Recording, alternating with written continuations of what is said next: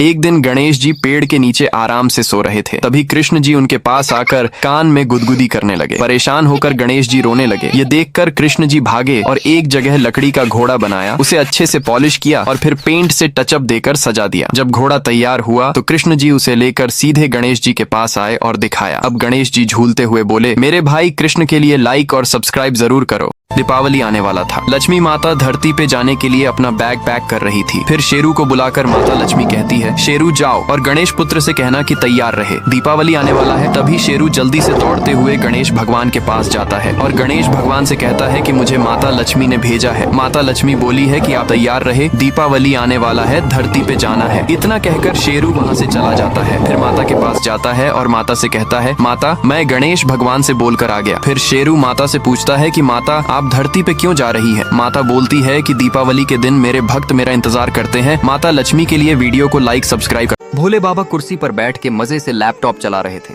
तभी एक राक्षस भोले बाबा के लैपटॉप का पासवर्ड छुपकर देख लिया। फिर जब भोले बाबा सो गए तब राक्षस एक साधु का भेष बना के भोले बाबा के कुटिया की तरफ आने लगा और भोले बाबा का लैपटॉप ऑन करके लैपटॉप से सारा डेटा डिलीट कर दिया। भोले बाबा जब नींद से जागे तो डेटा डिलीट देख के समझ गए कि किसी राक्षस का काम है ये। फिर भोले बाबा राक्षस को पकड़ के खूब मारा। लेकिन आपने अभी तक भोले बाबा के लिए लाइक सब्सक्राइब नहीं किया। हेलो माँ लक्ष्मी। हाँ बेटा। माँ दिवाली को धरती लोक में धन बरसाने के लिए चलने की तैयारी कर लो माते। गणेशा जरूर चलेंगे बेटा, तुम भी तो आओगे ना बेटा हमारे साथ। हाँ माँ जरूर आऊँगा। और माँ शारदा भी आएंगी ना माँ? हाँ माँ शारदा भी आएंगी। ठीक है बेटा गणेशा। ठीक है माँ। भोले बाबा दिवाली में जलाने के लिए बहुत सारा पटाखे लेके आ रहे थे। रास्ते में एक राक्षस देख लिया। राक्षस को लगा भोले बाबा कुछ खाने वाला चीज लेके जा रहे हैं। भोले बाबा घर पहुंच के कुछ पटाखे गणेश जी को दे दिया। इधर फिर भोले बाबा और गणेश जी सो गए। राक्षस साधु का भेष बना लिया और भोले बाबा के कुटिया तरफ आने लगा।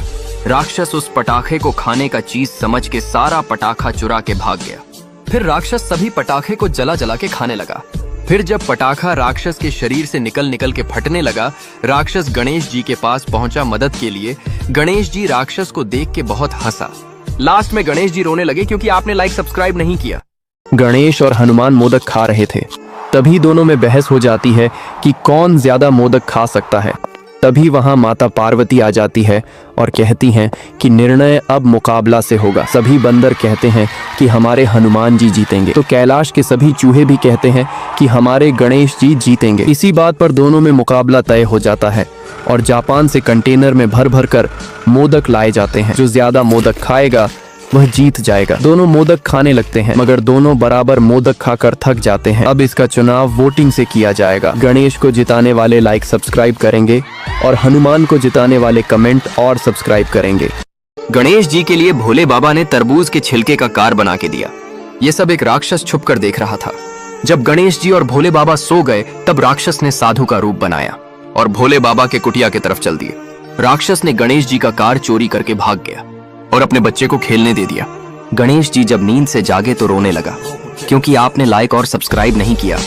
भोले बाबा माँ पार्वती के लिए एसी लाते हैं। ये देख माँ पार्वती झूम उठती हैं कि तभी एक डायन सब देख लेती है। फिर रात होने पर भोले बाबा माँ पार्वती के साथ एसी में खर्राटे लेते हुए सो ही रहे थे। तभी वही डायन आती है और एसी को अपने बच्चों के लिए लेके सटक लेती है। फिर सुबह होने पर भोले बाबा देखते हैं कि एसी गायब है तो मुस्कुरा जाते हैं, लेकिन लाइक सब। भोले बाबा समोसा फ्राई करके अपने दोस्तों के साथ मजे से समोसा खा रहे थे।